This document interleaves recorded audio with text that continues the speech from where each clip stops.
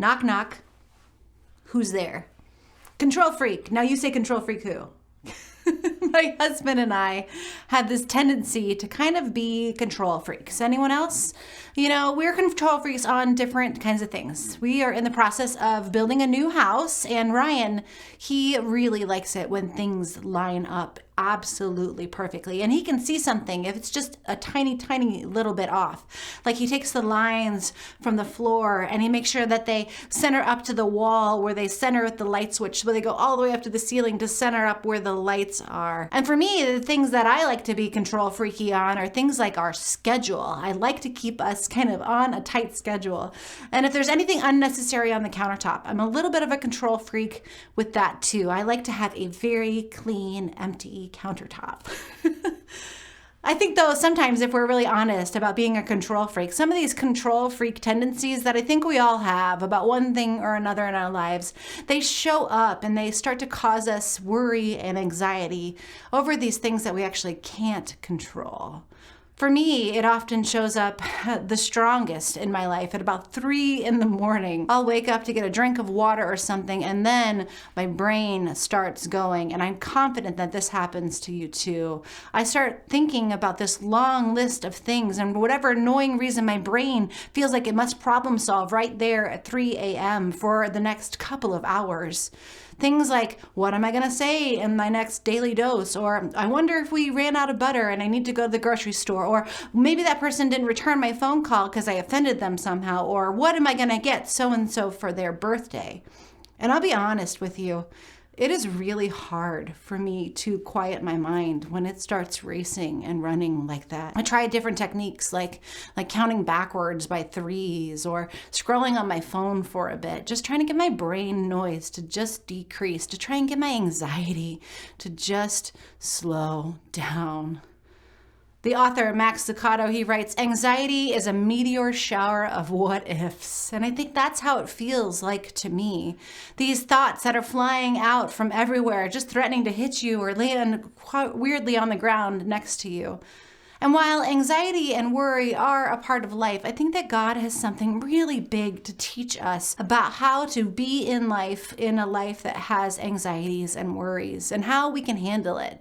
And so this week on the Daily Dose, we are exploring how we can let go of our worries and anxieties and fears and let God just handle the stress of the world. In the book of Philippians in the Bible, it's considered to be one of the most joyful books in the whole Bible, which is fascinating actually because the author Paul, when he wrote this book, he was going through some really, really tough times. You see, before this letter was written, Paul had left Jerusalem, where he previously was this zealous Christian hunter. They weren't even actually called Christians yet, but he was a follower of Jesus hunter. He was against Christians in every way. And so he would actively seek out any sort of person who pretended to follow this Jesus guy. And then he would take that person, he would throw them in prison for their life. This was Paul's job. And Paul, he liked it. He proclaims this in the Bible. He said he was zealous for it. But then Paul, he has this amazing encounter with Jesus. And Jesus is like, dude, what's up? Why are you so angry at people who follow me? I'm the real deal. And then Paul, he then becomes this Jesus follower on the road to Damascus. And he started to be one of the same people that he had previously been arresting.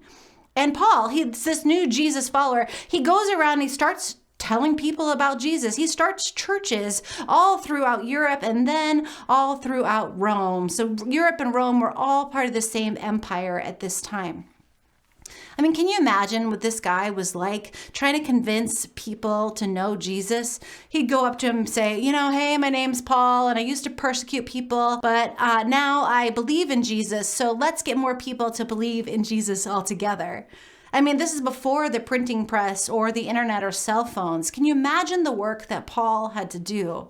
I mean, how Christianity spread at all, or even spread to you and I, is no less than a total and complete miracle. But here's the thing about Paul. Paul is really good at starting these little churches, and they start popping up all over Europe and the Middle East, and it angered the people in authority, the people that Paul used to be. And they eventually would catch up to the people, and they would catch up to Paul, and they would have him arrested. So they arrested Paul, and then they went to send him back to Rome for his trial, because this is all part of the Roman Empire. But to do this, they have to put him on a boat and send him across the Mediterranean Sea. So imagine this. Here is Paul, a prisoner because of his faith in Jesus, chained to the bottom of a boat, crossing the Mediterranean Sea on his way to Rome, and the whole time being guarded and mistreated by Roman guards. And while he's on this boat, getting sent to trial under his arrest, there's this storm. And the storm, it comes up and it blows them out to sea. And for 2 weeks, the book says, 2 weeks they are completely lost at sea. And then a second storm comes up. Here, Paul, still in prison, now been lost at sea, and now a second storm comes up, and then they are totally, completely shipwrecked. And this whole time, Paul is still a prisoner. And then finally they make it to Rome, and then he's still in jail, and he's waiting his trial, and he's in prison there in Rome for 2 years. And here's the thing, that when we get to read this letter to the Philippians, this is when Paul is in that prison in Rome. And he writes this letter to the church in Philippi, one that he had started years before. And it's this letter, this, what we call Philippians, it was written in this time of deep, deep anxiety. You see, for Paul himself, he didn't know if he was going to live or die, and he had just been through this whole crazy ordeal.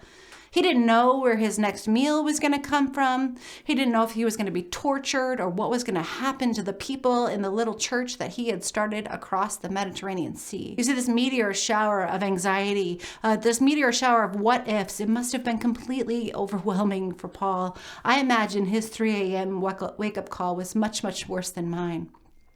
But here is what is so absolutely amazing about this.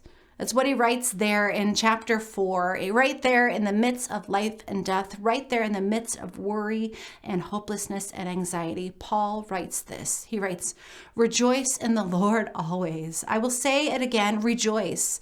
Let your gentleness be evident to all. The Lord is near. Do not be anxious about anything, but in every situation, by prayer and by petition, with thanksgiving, present your requests to God, and the peace of God, which transcends all understanding, will guard your hearts and minds in Christ Jesus." Oh, isn't that beautiful? So it's in anxiety.